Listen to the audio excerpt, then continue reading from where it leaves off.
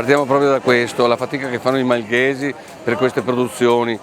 Siamo biosfera dell'UNESCO ed effettivamente lo siamo anche per merito loro, perché quello che hanno creato Morlacco e Bastardo, quello che riescono a preservare i prati nelle malghe, è quello che serve a integrare un territorio per avere un riconoscimento così importante. Siamo su un territorio bellissimo, abbiamo la fortuna di vivere all'interno di 12 siti protetti da UNESCO, quindi vediamo di preservarli. Per preservare questi siti noi dobbiamo per forza avere l'uomo in questa montagna, e l'uomo in questa montagna è il malghese, che noi ringraziamo perché sono gli eroi in tempo di pace. Certamente per la comunità di Borso de Grappa è un orgoglio ospitare la rassegna dei formaggi della montagna veneta e in particolare del formaggio Bastardo Morlacco de Grappa, ma è evidente che questa iniziativa così importante non è solo per il nostro territorio di Borso de Grappa, ma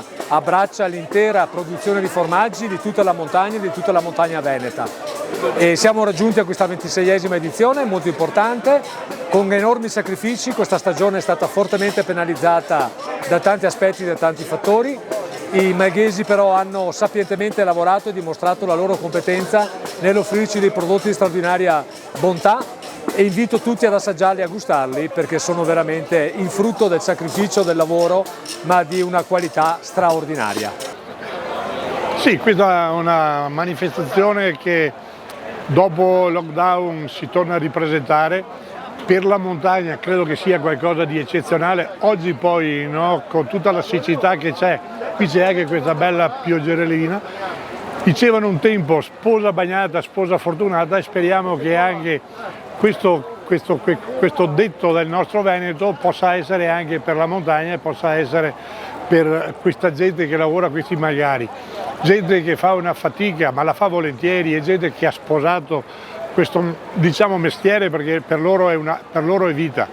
È una bella cosa, speriamo che anche il tempo ci dia una mano. Abbiamo sicuramente tanto bisogno di pioggia nelle campagne, speriamo che questo avvenga, perché per poter continuare noi dobbiamo avere, i malgari devono avere il fieno, perché l'unica cosa che possono avere su queste montagne è il fieno.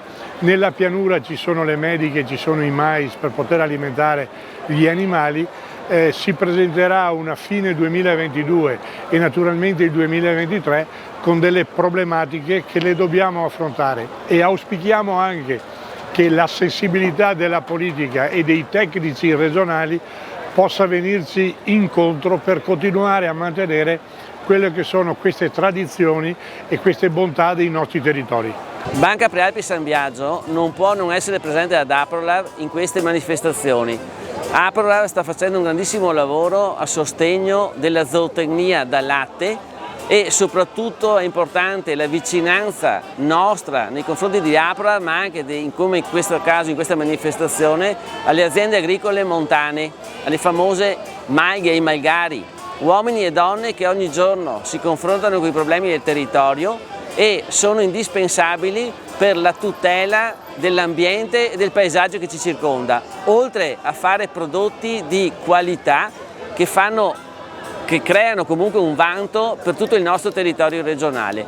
Quindi come Banca di Credito Cooperativo, Banca del Territorio, non possiamo non essere presenti e sostenere Aprolar in queste manifestazioni.